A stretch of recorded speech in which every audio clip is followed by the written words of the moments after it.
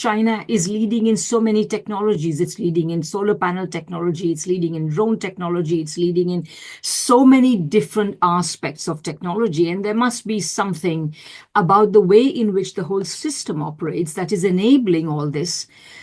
70 years ago, China was one of the poorest countries in the world. And so in a sense, it was starting almost from scratch, So, I mean, this progress that it's made has been made just in a period of about 70 years, since the CPC came to power in 1949. Hello and welcome to the 41st Geopolitical Economy Hour, the show that discusses the fast-changing political and geopolitical economy of our world. I'm your host, Radhika Desai, and working behind the scenes to bring you this show every fortnight are Paul Graham, our videographer, and Eklavya Jain, our transcriber. China had a special present for President Trump on his inauguration.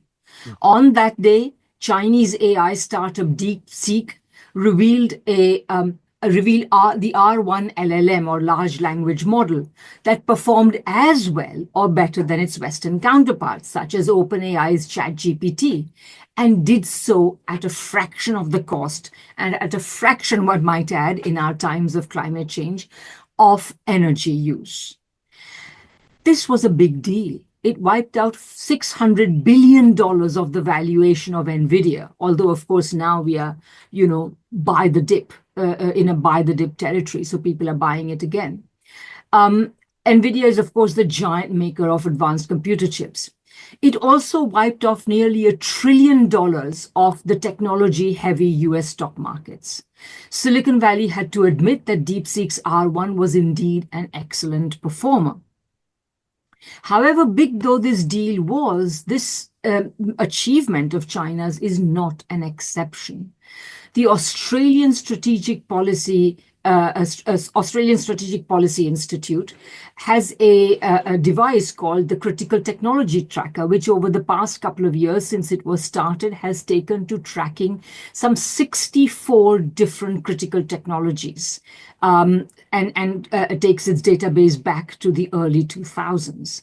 Last August, it reported and I'm quoting them now, a stunning shift in research leadership over the past 2 decades towards large economies in the Indo-Pacific led by China's exceptional gains. The US led in 60 of 64 technologies in the 5 years from 2003 to 2007. But in the most recent 5 years, 2019 to 2023, is leading in 7. China led in just 3 of the 64 technologies in 2003 to 2007, but is now the lead country in 57 of the 64 technologies, increasing its leads from our rankings from last year, where it was leading in 52 technologies. That's the end of the ASPI Critical Technology Tracker quote. And this is happening despite the fact that the United States is using some by now well-honed tech techniques to try to stem China's technological advance, whether it involves closing its market to Chinese companies, such as happened to Huawei and ZTE, or restricting the export of high technology products and components, and many, many others. And if this were not enough, since 2023, President Xi Jinping has proclaimed that one of the major goals of his government is to promote industrial innovation, and I'm quoting him now, to promote industrial innovation through scientific and technological innovation, especially disruptive and cutting-edge technologies to spawn new industries, new models, new drivers, and develop new productive forces. That's what he said. So these developments, DeepSeek and the more generally leading position that China is taking in major technological fields and cutting-edge technologies, upend so much of our received wisdom on innovation and what it takes to be innovative, what it takes to have technological breakthroughs, and so on. We are always told that free market economies are innovative. We are always told that the private sector produces innovation. We are told that innovation involves creative destruction. So, if you are feeling some pain because of some new technology, don't be a Luddite. This is part of the process that we have to go through in order to realize the gains of technology. We are told that Western countries have and will always retain the lead in science and technology, that capitalism is always better at innovation. But all of this has been upended. And indeed, there's something else that's happening. When President Xi used the expression new productive forces or new quality productive forces, he was, of course, recalling Marx. Marx had long been thought to have been, Marx is, of course, pilloried generally in the West. But if there's one thing in particular that he is essentially credited with being completely wrong about, is the idea that at some point, capitalism would stop being able to develop the productive forces. Most thinkers in the West, including most people who consider themselves Marxists, appear to believe that capitalism is the best at developing the technological forces, the productive forces that humanity is capable of. Socialism is generally regarded as an innovation basket case. So are we at a stage of history when we need to revisit this so widely held truth? What is really going on? So with me to discuss this is a geopolitical economy, our regular Professor Mick Dunford of Sussex University and the Chinese Academy of Sciences in Beijing, where he's based currently, and from where he's able to watch closely from within, as it were, how China's development and its productive system and its innovation system and many other systems actually work. So Mick, perhaps you can start us off with generally your impression and your understanding of DeepSeek, what it's managed to achieve and what it tells us about what China is able to do today vis-a-vis the West and in particular the US. All right. Thank you, Radhika. Thank you very much. I think you made a number of extremely important points in your introduction about the implications of the launch of DeepSeek version 3. I mean, it's deeply ironic, isn't it, that Trump and the US, a group of US oligarchs announced a $500 billion Stargate infrastructure program, which is designed to make the United States the leader in the next generation of critical technologies. The very next day, Mark Zuckerberg announced a $65 billion investment by Meta. And he said it was made because we want the US to set the global AI standard and not China.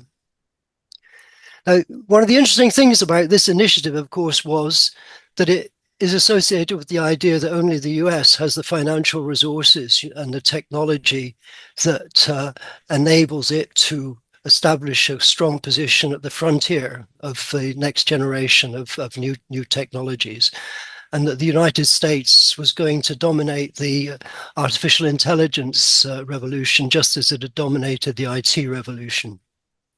But one of the things I immediately found very curious was that actually the money they were looking for was to come not just from the United States, but to a significant extent from the Middle East, from Japan, and from other countries, and was to be actually pulled into the United States to invest in these artificial intelligence systems in order that the United States could establish global leadership. So it was the next day, the Chinese announced DeepSeek version 3. And then very shortly afterwards, Alibaba declared its new QN 2.5 system completed and claimed that it actually outperformed OpenAI's ChatGPT and Meta's latest models, as well as claiming that it outperformed DeepSeek.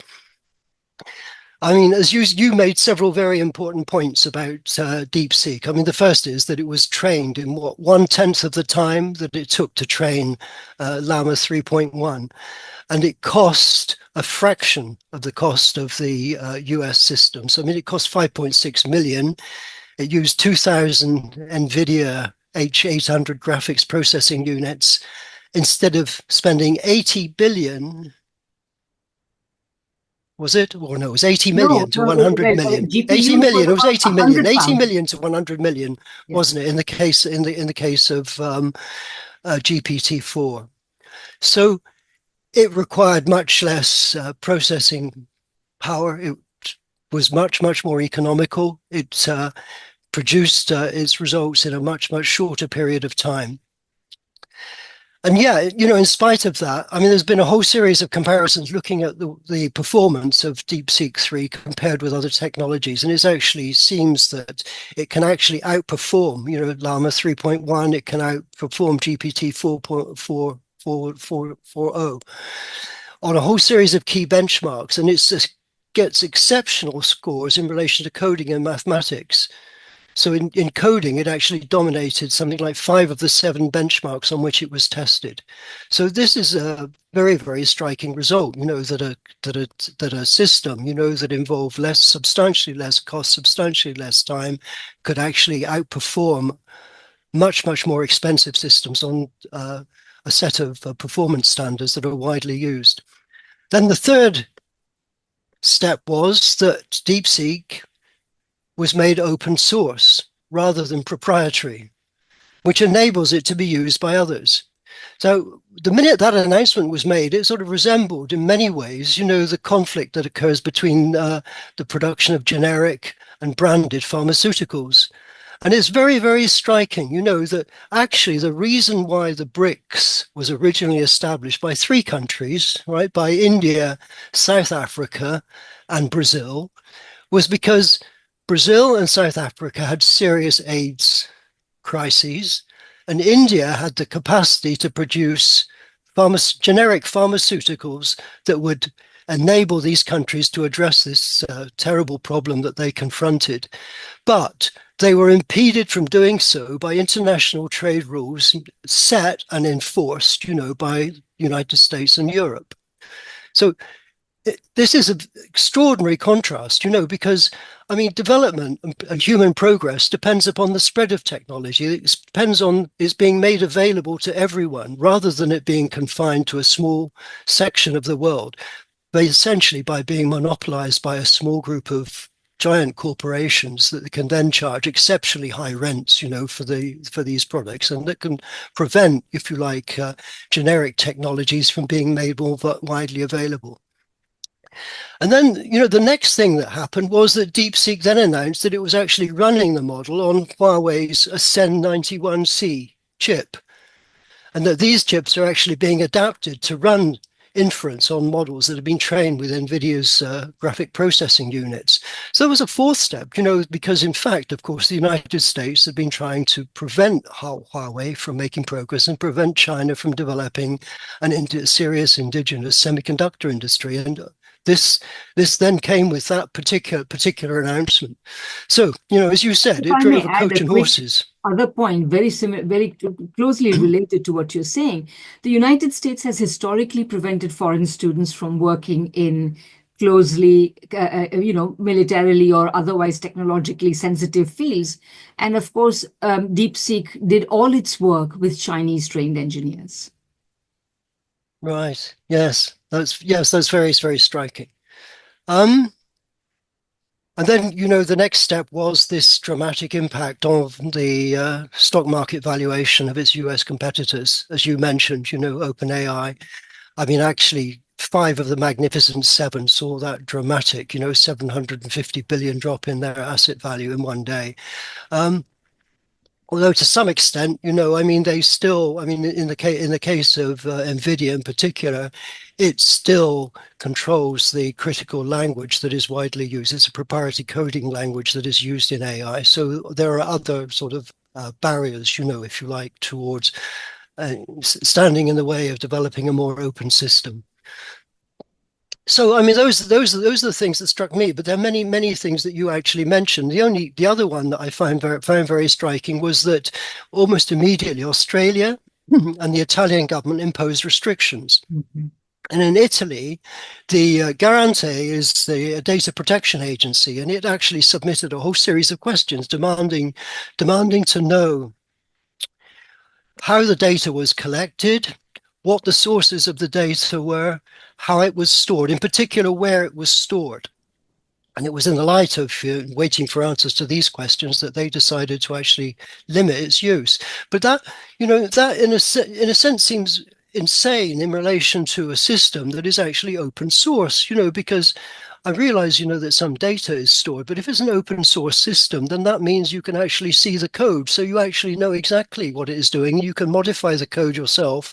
So if you want to use it in Italy, they can actually modify the code in order to make it usable, in the context of the Italian context, or indeed in the Australian context. So, I mean, those were the steps, and I think it was very, very striking, most critically, probably because it suddenly showed that the idea that the American way is the only way is in fact not the only way, and that a country which the United States has been trying, whose progress the United States has been trying to impede, could actually make as much or greater progress with fewer resources than these giant U.S. corporations.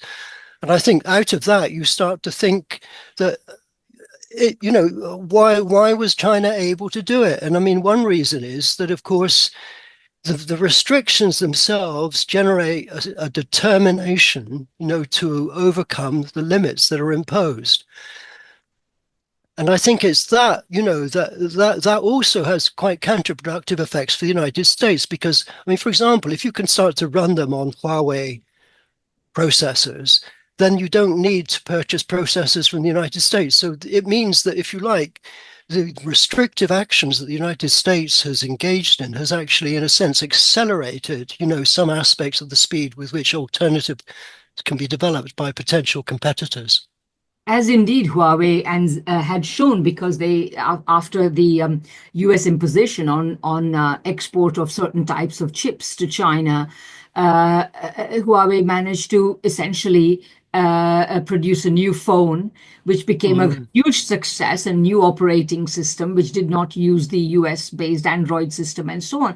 So it really has been quite the thing. But I suppose there's another element, isn't there, Mick, to this whole innovation system, which is that there is something about China's innovation environment right now, which is really working. I mean, these achievements we're talking about are not exceptions. China is leading in so many technologies. It's leading in solar panel technology. It's leading in drone technology. It's leading in so many different aspects of technology. And there must be something about the way in which the whole system operates that is enabling all this. And presumably the way in which the whole system operates in the US, which is not enabling all this. Yes, I mean, I think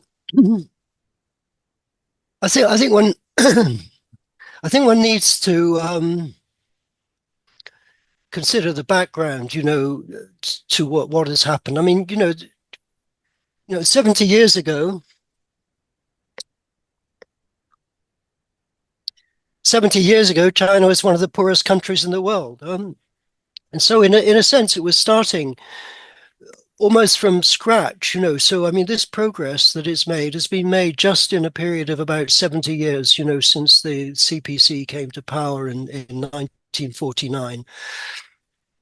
But, until really the new millennium, I mean, China was in a sense adopting technologies that had already been developed elsewhere. So it was engaged, if you like, in a kind of process of catch-up industrialization. But, even at the start of the new millennium, to a very large extent, it was very, very reliant on the exports of cheap, standardized, mass-produced goods that were assembled, really, but it was kind of processing operations from imported components with relatively low wage, unskilled labor. And at that point, I mean, China was in a sense determined to try to move up the value chain and to develop its own indigenous research and development and to design its own products and so on. So there is a long background. It actually goes back to 1980s. It actually goes back even earlier, in fact. But in 2006, the State Council established a science and technology plan. And the aim of that plan was what they call indigenous innovation. It was the core aim of that particular plan.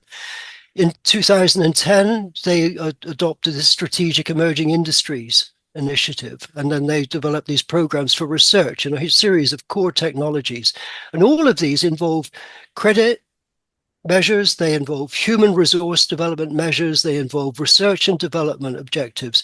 And that strategic emerging industries plan was basically reaffirmed, in the last 5-year plan.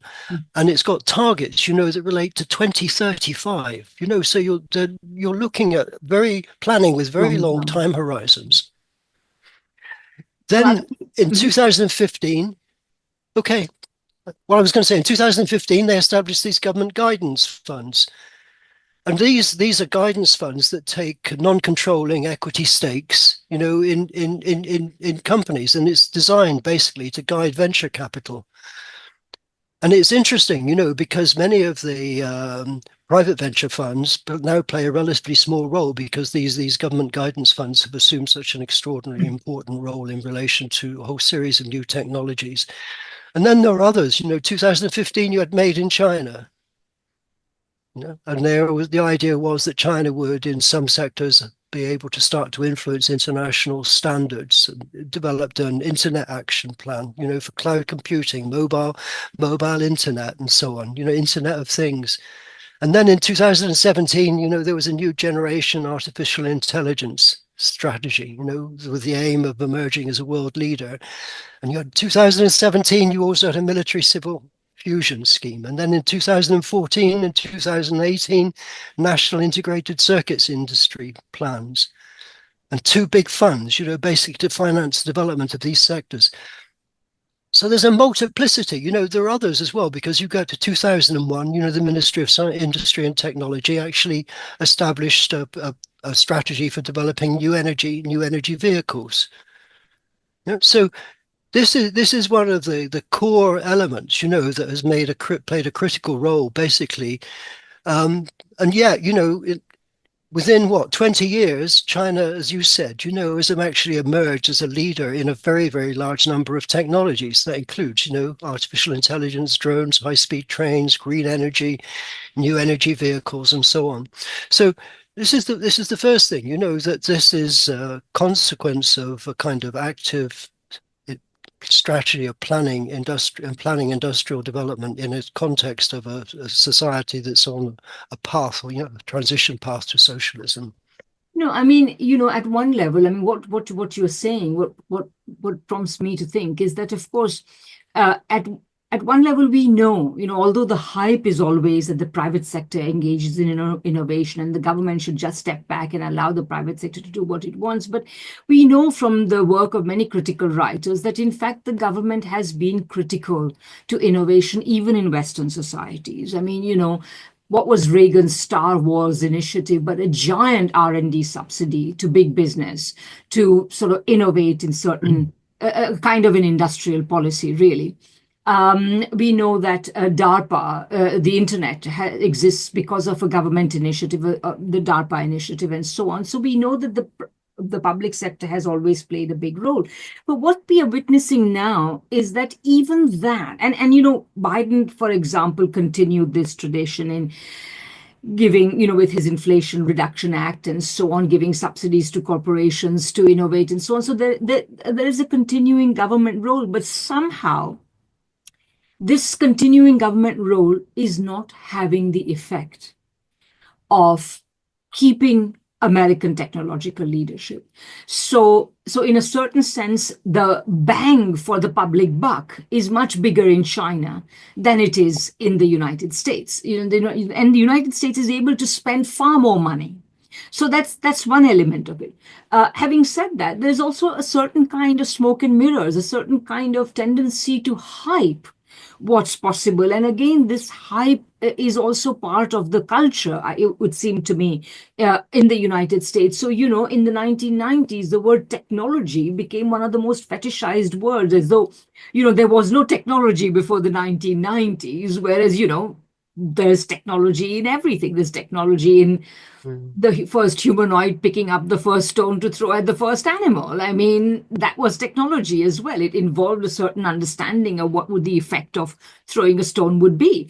Nevertheless, I mean, we made fetishized technology under the influence of people like Alan Greenspan, who were hyping up some mythical productivity revolution, which could not be seen in the productivity figures. And Alan Greenspan said, you can't see it in the productivity figures, but you see it in the stock market. And because the stock market is going up, it must be because productivity is rising and there is no technology bubble.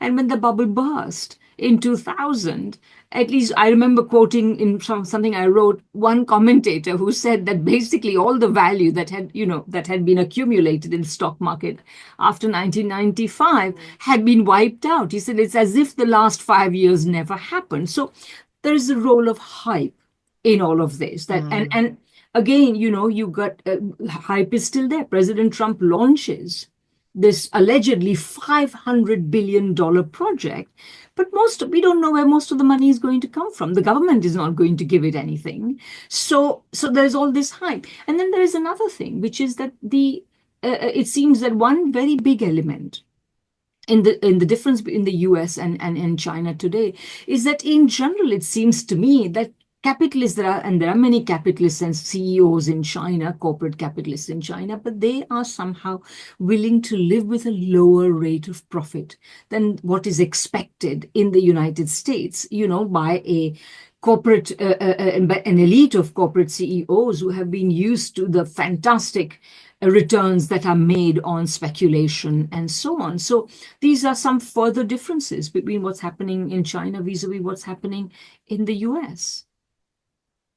Yeah, and I mean, my view in a way is that the rate of productivity growth in the United States, largely has progressively declined since the 1970s. I mean, there was an uptick in the second half of the 1990s, but I mean, then the downward trend continued, and the uptick didn't reverse the overall, downward movement, and is clearly a consequence of a lack of investment, industrial investment, manufacturing investment. And I mean, that lack of investment is fundamentally, in my view, due to the rate of return on capital. Is that the fact that the rate of return on capital is relatively low means that the investment that occurs in the United States does not occur, in manufacturing industry. And then, ever since, I mean, you talked about the way in which money is directed towards finance, which is what has happened really, with the emergence of market finance, from the 1980s and the 1990s. And what's interesting about that market finance is that it's, associated with the growth, a whole series of expansion and contractions of financial markets. But I mean, these financial markets are, they're based upon, you said they're based upon a kind of hype. What happens is, that there's, if you like, present you have these AI technologies, and then people think, oh, potentially AI technologies are going to generate huge profits in the future. So people therefore buy these stocks. And because people buy these stocks, the stocks are increasing in value. Other people buy these stocks, and they continue, keep buying these stocks until you get to a point where, well, in the case of the dot-com bubble, suddenly it was realized that these companies are not going to make a lot of money, and so suddenly you have the dot-com crash, and you have a similar process, in relation to the housing market. And I mean, earlier, there were other bubbles. So these are investments, that are based upon hopes, that something is going to materialize, and then it's suddenly realized that it's not going to materialize. But I mean, in terms of concrete products, coming out of that dot-com bubble, there was not a very great deal, and then people are asking today, what is going actually to come out of AI in terms of applications of AI and so on. I mean, the contrast in China is that one of the contrasts in China is that there's much, much more emphasis upon investment in the real economy. And, in 2015, China, when it entered the World Trade Organization, China was not recognized as a market economy. It was not recognized as a market economy because it hadn't opened its capital account. And so it was required, it was expected after 15 years it would acquire status of market economy, but to do so it had to undertake some opening up of its capital account. And when it did start to open up its capital account, it then had series of serious difficulties. So in 2015, there was a major stock market crash, which cost the government 7 interventions that were exceptionally expensive to stabilize it. And then in 2016, China used in total, one quarter, that's about $1 trillion of its foreign currency reserves in order to prevent the shorting of the RMB. So after that, you've seen quite strong action against, if you like, financial interests and financial actors. And it's quite interesting, the companies that established DeepSeek were initially involved in developing financial models. But, they turned their skills to producing an AI model with extraordinary results. So this is very important. They repeated emphasis upon the No, I importance just of want to real interject investment. one brief comment, because the extent of financialization in the United States leads many people to lament that in the United States, we have people, our brightest minds don't do industrial engineering, they do financial engineering. But what you're saying is that was the reverse happened in China, that all the bright minds that were being distracted into financial engineering were brought back and refocused on industrial engineering to very great effect. Yeah, and I think that relates to what happened to the some of the platform enterprises and what happened to the real estate sector. I mean, I think that in these sectors, an attempt was made to deal with the financial risks that were being generated, but that also reorientates, skill. Obviously, in the China case, it's critically important, that there's the education system obviously makes a major contribution. I mean, it's very, very clear that the Chinese education system is capable of producing a lot of exceptionally talented people. I mean, in every year, vast numbers of people emerge with degrees, but also higher degrees and with research degrees in the STEM subjects in science, technology, mathematics, and so on. And I mean, these subjects are given a great deal of emphasis in the school environment, and people are very, very strongly encouraged, to acquire skills in these areas of science and technology. So that creates a sort of set of skills, that plays also a very, very critical role in ensuring, that resources that are directed towards real investment are sustained, and capable of working their way through by virtue of the investment in education and in skilled people working in these areas of life. No, and I mean, a couple of different points I wanted to make in response to some of the things that very, very important things you've been saying, Mick. Firstly, we were talking about finance and the lack of productive investment. I mean, part of the reason for the vast amount of financial activity that you see is precisely because American corporations have become essentially very reluctant to make productive investments at home. Mm-hmm. In fact, they don't even make productive investments abroad. On the whole, what's often celebrated by the globalists as the globalization of production does not involve American corporations investing abroad. All they do is they contract with firms that are making their own investments, whether in China or Bangladesh or Indonesia or where have you, to supply them with certain things. So this is a market relation. It is not an ownership relation between these companies. And so they're not even capable of investing. We say we like to think that these companies go and invest in low-wage locations, but they're not even investing. It is the Bangladeshis, the Chinese, and the Indonesians that are investing, right? That's another thing. So they're not even investing, but all the profits they manage to suck out of the system, whether they are investing in it or not, simply by appropriating value at different points in the production chain and so on, this money then is sloshing around. And it is only waiting for the next rumor of the next big hype to rush into this market or that market, because it's got to go somewhere.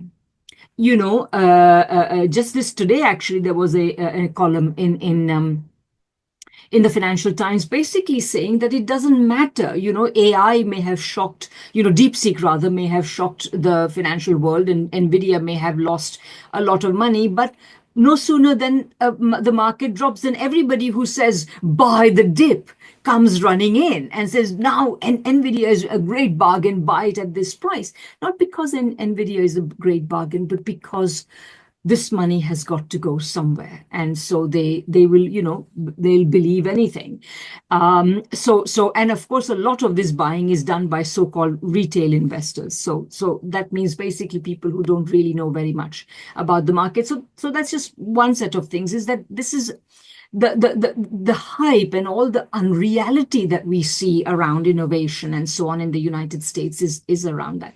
Second thing, of course, is that intellectual property rights, as many experts in innovation studies argue, is the wrong way to go about holding a leadership position. You hold a leadership position through continuous innovation, not by trying to protect your knowledge behind an intellectual property right wall, because okay, you may protect your processes, but there may be other processes through which the same result can be achieved, and we are seeing the Chinese do it and other people do it day in and day out.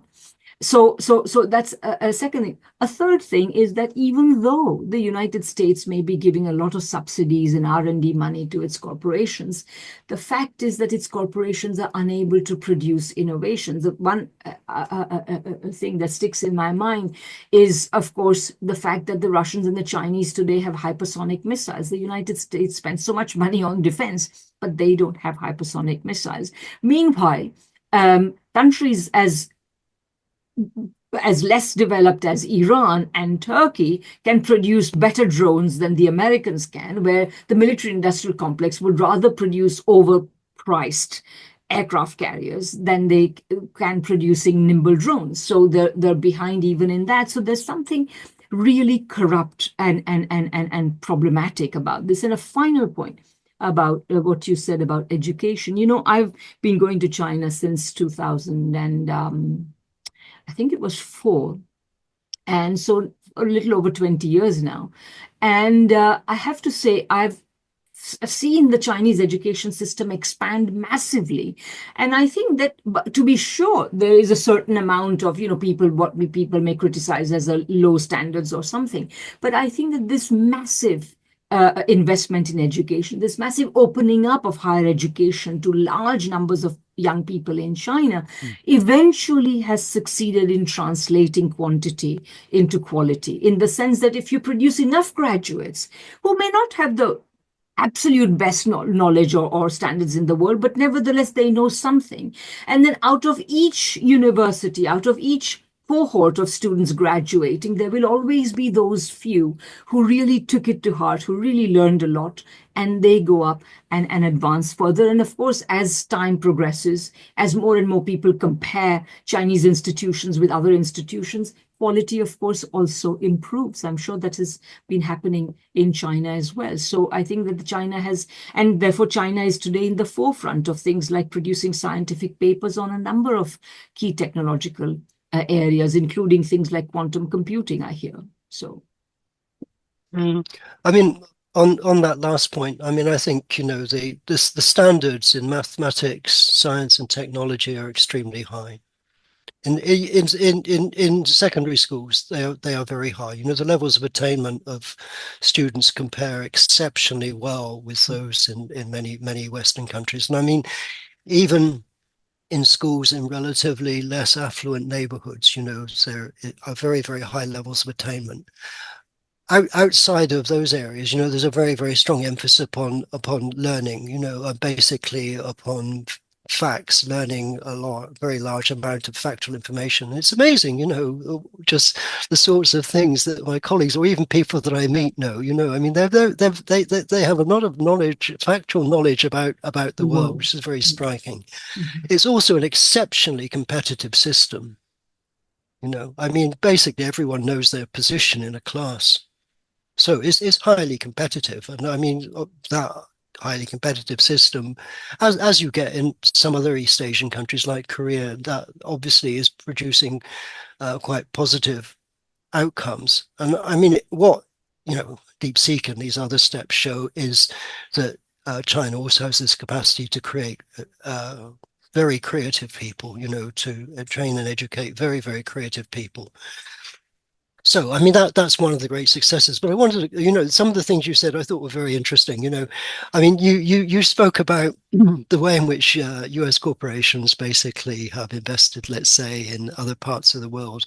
Um, well, they have products made for them, and then of course they own the intellectual property, and they also um, are involved often in the kind of design and the sort of high-end professional jobs, and they appropriate a very high share of value added. And I mean, that was precisely, the problem that China confronted, because they were at the low end of the value chain. They're on the part of the smile curve that generated very little value added. It meant that incomes were low. So, I mean, that is at odds, with their goal, which is to improve the quality of the lives of all Chinese people. So, I mean, they had to step out of that position in an extremely unfair international division of labor. So that what is at stake is, if you like, the issue of creating a new, more equitable international division of labor in which all countries, if you like, can play positive roles, and they can raise productivity, income per head, living standards, eliminate poverty, and so on. And I mean, to me, that relates to your second point. And you said that, I mean, you're right, innovation and constant innovation is absolutely vital. But what is also vital is that the results of innovation, that new products, that new technologies diffuse, that they spread, and that their spread is not limited, by the appropriation of massive rents by a few giant corporations in a small part of the world. I mean, I know you're reluctant to talk about industrial revolutions, but there have been a series of industrial revolutions, and there have been a series of new technologies, if you like, new forces of production. And often, if these Schumpeterians say that growth occurs when these innovations diffuse, and it stops when the markets are saturated.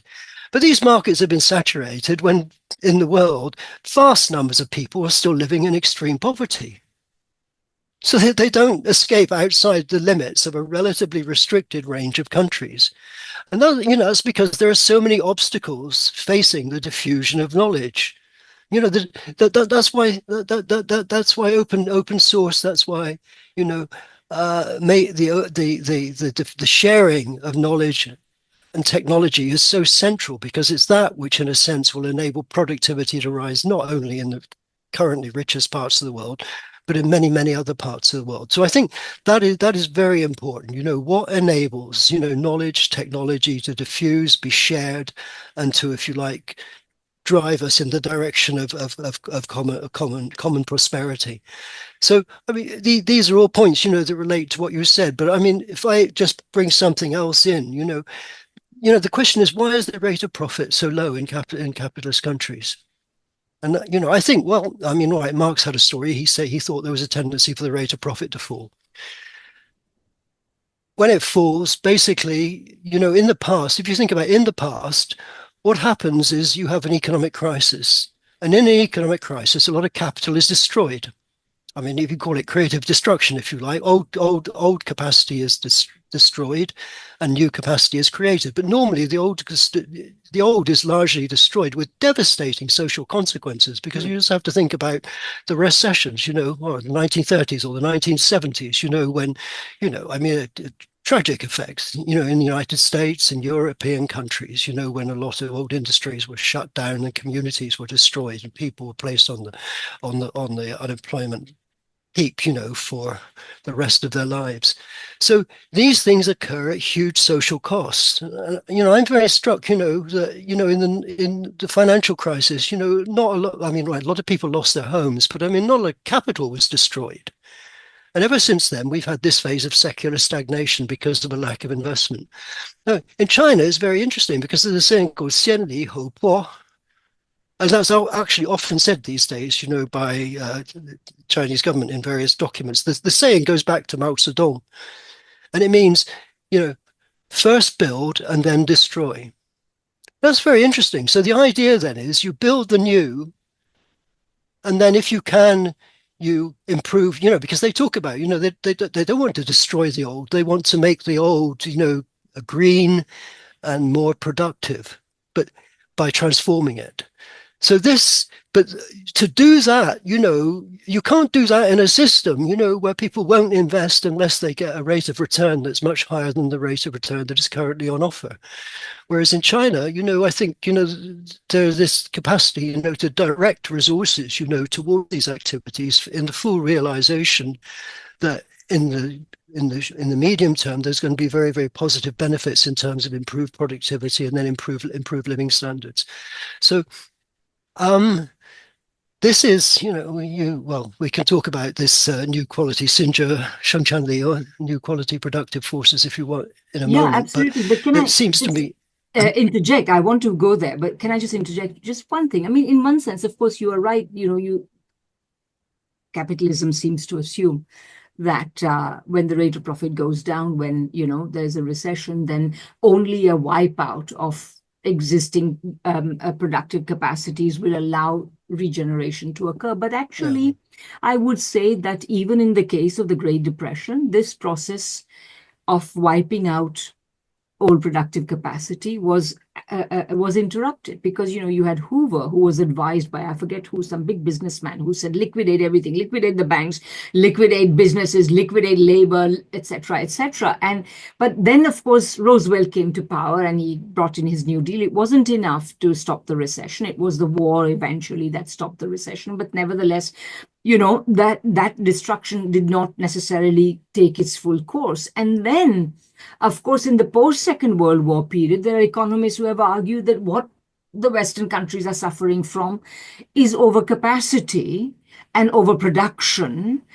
because not enough of the old capacity is destroyed, apart from madcaps like Mrs. Thatcher, who imposed a 25% reduction on British manufacturing capacity. Practically nobody or no government was going to allow the destruction of all productive capacity and so on. So to some extent, according to these people, what the system is suffering from, and this process has become accentuated since 2008 with the zombie companies that are only able to pay the interest on their debt and not really able to make a profit, etc., etc. So this process has become exacerbated. So in a certain sense, even though they don't have a clear out, they are not succeeding. Because I think the problem remains that it is the rate of profit that is allowed to be the arbiter of how much investment takes place in what sectors, etc., which is not the case in China, as you just pointed out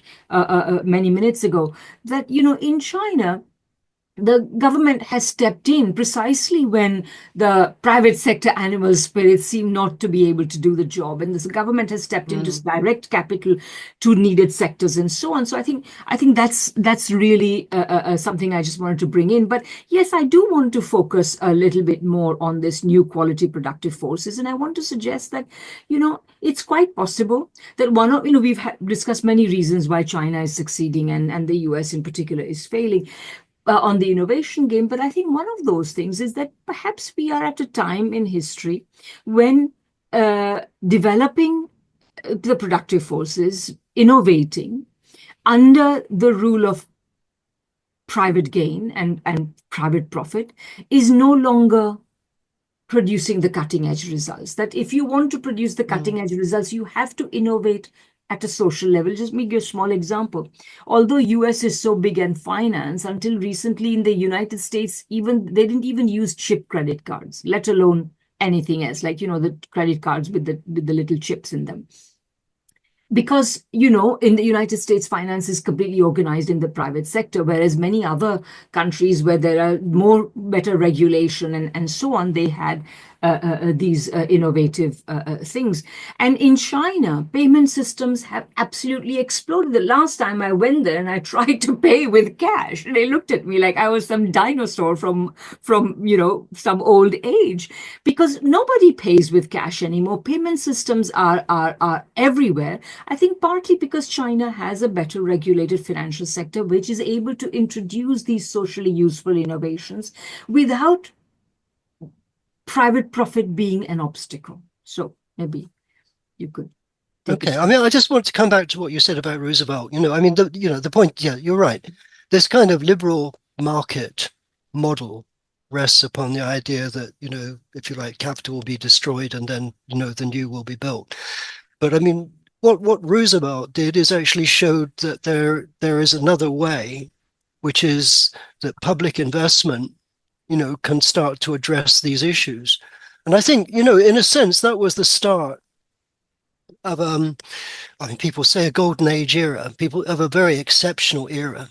I'm very struck by Piketty, when he points out that, that era from the First World War, but right up to the 1980s, really was a period of a great convergence, of a compression of inequality. But he often says that that period was completely exceptional and completely untypical of the entire history of capitalism. Yes. So we are dealing here, with a very particular period, in which, I mean, they weren't. I mean, I wouldn't say they were strictly capitalist economies. They were essentially mixed economies with a partial decommodification of labor, with the welfare state and so on. And they were very successful, until the 1970s. But then in the 1970s, we reverted, to liberalism, if you like, came back, to rule the roost. And in that context, as you say, you're absolutely right. Basically, it seems as if capitalism is incapable, of developing, the productive forces in the context in which we find ourselves at this time.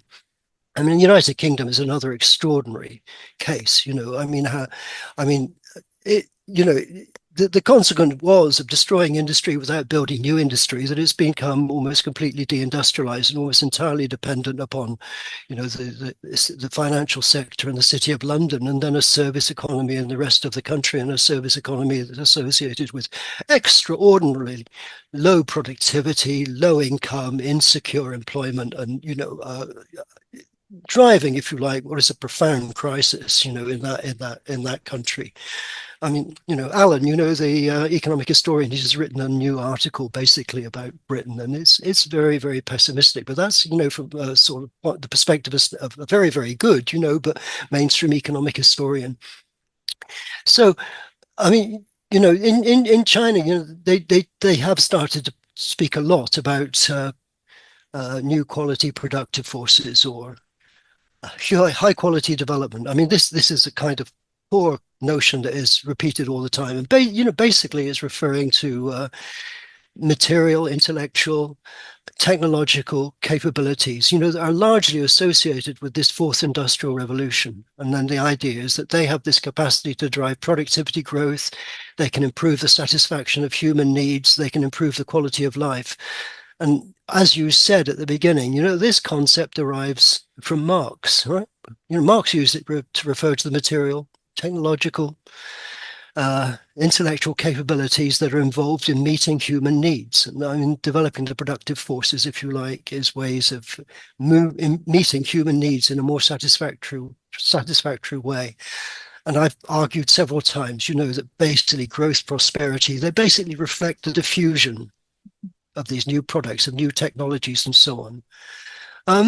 What I wanted to say about China is that this is linked now very strongly with the idea that China is embarking on a new modernization path that is really distinct from the modernization path on which the Western world has pursued. And it's interesting, because in a sense it's based upon this development of these new quality productive forces, but it is also, they also speak of spiritual civilization, right? Of ecological civilization. So and also, with a more active participation, of grassroots in political life and so on, which is in fact already very active in very many places. So this is very, very striking, that it's seen not just as involving, industrial transformation, but it involves, rural modernization. It involves the development of new infrastructure. It involves the development of a new pattern of urbanization, with much less reliance, upon mobility by vehicles and so on. So it's about a transformation, not just of industry, but of many aspects of life, and at the same time addressing the ecological crisis, that the world confronts. So I think that's something that, one must always bear in mind, and you have to look at these multiple dimensions. And I mean, there are actions, on multiple dimensions. I mean, these things are often pulled together in an overall concept of common prosperity as being the goal that is going to orient, China's future development. So yeah, absolutely. I mean, I think that I mean we should probably be winding down this conversation, but in closing, I would say that basically what I see China is doing, particularly at a time when China has a very very big industrial economy. There's a point beyond which it doesn't necessarily need more, and therefore growth may appear to slow down in certain ways, growth measured in a certain way. But I think that its emphasis on a more all around qualitative notion of growth, like you say, involving the human or spiritual, even cultural development of people, of ecological issues, creating a natural environment which is a pleasure to live in, etc. All of these are now becoming part of a conception. And I think the more China takes this very seriously, I think the more it will be a model for the rest of the world to follow, rather than this mad idea of more and more things to consume, which can only, I think, lead to well, environmental and all sorts of other kinds of disaster. So a few last thoughts, Mick, and then we can wind Well, up. no, I agree. I probably should say, I mean, China, of course, is a very important manufacturing power. It it's also, I mean, I think I've said on other occasions, it's also important to recognize, however, that it also needs the rest of the world, and in many, many ways, I mean, first of all, I've said many times, it's got 20% of the world's population and 5% of the world's arable land. It hasn't got, it's probably only got 6, 7% of many of the world's key resources. It's got about 6, 7% of the world's water. So it's a country that is very, very dependent upon imports of a whole range of goods and services, that are produced in other parts of the world, which creates very strong mutual dependence. But I think what's also striking, is that if these developments in manufacturing are shared, then in a sense, these capacities spread to other parts of the world. And I mean, if they spread to other parts of the world, in a sense that creates a whole series of opportunities for other countries. And I mean, it creates a world which, in a sense, is also more beneficial to China because, I mean, other parts of the world are richer and people have a higher quality of life and so on. And that impacts positively on China. I mean, I was very struck, the last few days, the Prime Minister of Thailand, visited China, and there were a lot of discussion, of two projects. One is the rail project, from basically Yunnan, right, to the capital to Bangkok, the capital of Thailand, crossing Laos and so on. And the other is this idea of a canal, to bypass, the Malacca Straits. So I mean, these sorts of projects are also very important, because they're things, I mean, obviously, Thailand is very interesting because they will collect revenues, from transit through the canal and so on. And also, I mean, it's interesting, this railway already crosses Laos. Rural people in Laos, can load products onto the train, to ship them to the Chinese market. So, China is, if you like, trying to work with other countries as well, and it's quite important not to see it as trying to adopt a dominant role in the world. I think Well, exactly. I mean, that's this is what I would want to finish. yeah, and this is it. I mean, this is just really what people who love to call China as imperialist as any other country, as the US, etc., completely fail to see is that China does not want a relationship of subordination and dominance. China wants to create a sort of an ever expanding ripples of development around itself that will include more and more of the world into it and make it a much more stable, imperialism and domination create instability, create chaos, whereas spreading prosperity through equal partnerships, through sharing innovations and other things, such things, creates greater stability, greater peace, greater prosperity all around. So yeah, Mm. this has been a really interesting discussion.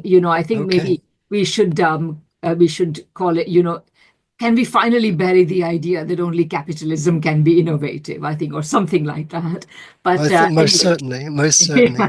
Um, So thanks so much, Mick, and thanks everyone for watching this. And please like and share this video with lots of other friends who may be interested. And we'll see you in another couple of weeks. Bye bye. okay, thank you. Goodbye.